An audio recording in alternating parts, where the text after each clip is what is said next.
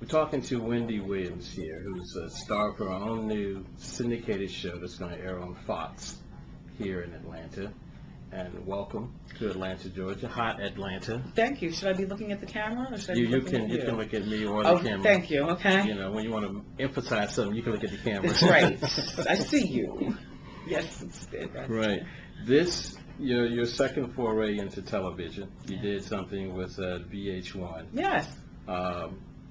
Which I didn't think quite showed enough of what you could possibly do. The red carpets are crazy. Yes. You know, but now you got a chance for people to really see more of you. In a different light. Right, in a different light. Yeah. What are you going to bring to this show that we haven't already experienced, you know, in other shows, in terms of your guests and your conversations and questions with your guests? Well, the guests are going to be, hopefully, the same wonderful guests that go every place else. And I will say that by saying something like, for instance, when Hugh Jackman comes to New York, he's going to go to Live with Regis and Kelly, he's going to go to The View, he's going to go to the Today Show, and he's going to come to Wendy. And I can guarantee you that whatever the other shows have regarding conversation with him, he's going to have a different kind of time at the Wendy show, because I'm a different kind of host. You know, I come from a place of being, you know, I'm a woman from New Jersey who happens to have been given this opportunity, earned to have this national platform now. I'm not a polished journalist. I'm not trying to be cool or act like I belong. I'm just Wendy, you know, and that seems to be good enough for the general public all of these years. So I'm not going to mess with the formula. I think that my conversation with people, while it might be the same people, you know, Denzel go to all the other shows, he'll come to my show too, hopefully, and you know, different kind of conversation. I'm nosy by nature. Sometimes I'm thinking over here while other people are thinking over here, and it's a fun, good time show. Will this show be less edgier than your radio show, from what I hear, even though we don't get it here in Right. Atlanta? But will it be less edgier? Well, you know, the interesting thing about the radio show, and one of the things that I love about radio, is that, first of all, you have, generally speaking, anywhere from a 2 to a 5 hour shift that a jock, you know, does. Me, I got a 4 hour shift 5 days a week. So I have as much time as I want to interview somebody. You know, in TV, it's more regimented. I have a 1 hour show, which once you inject the commercials and everything, it only leaves me with 44 minutes of programming. I have my hot topics, I have my celebrity interview, and I have advice, which means I don't have all day to get to the meat and bones of what I have to say. You know, so will it be edgy? I don't know if edgy is how you can describe this show, but I can guarantee you one thing: it's not going to be vanilla. You know, it's not going to be, you know, fried chicken, no hot sauce. No, it will have the hot sauce. And but if by edgy, I don't know. When people think of me and think of edgy, I think sometimes they might think either A, mean-spirited, B, inappropriate, or C, just plain mean, of which I'm none of the above. I don't believe, you know. And furthermore, I'm a lady. Something that I go in and out of being on the radio because I have 23 years, 4 hours a day, 5 days a week. This TV is a brand new thing. I'm a middle-aged woman.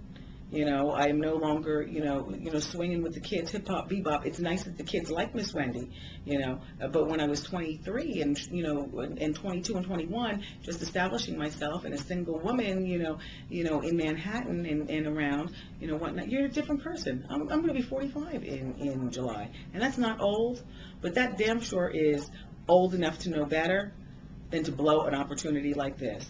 And young enough to still cut a rug and say, all right, you know, so I don't know how I can describe my personality other than it's just watch and see. You might have a sister like me. You might be like me yourself, or you might have an aunt, or I might have the personality of the mother that you wish you had for some of the, you know, the younger gals, you know, and the older women. I'm that messy daughter that they're glad they don't have, but for 1 hour a day. You know, but yeah, the celebrity guest will run the gamut. This may be too soon to ask Mhm. this question, and I don't even know if you've thought about it. When Oprah first got into TV doing her show, Mhm. she had no idea that it would evolve into she would be the queen of all media, et Mhm. cetera, et cetera. And I know you are the heir apparent to queen of all media. Am I that? Shut your mouth. Did you I hear mean, what he said? I'm sure that's on your 5-year goal plan there, but what But it's what, nice to what have that buzz so early. right? Wow. What do you hope that the show could involve with if it runs along, have a long run? Mhm. What would you like to see for you and the show to evolve into?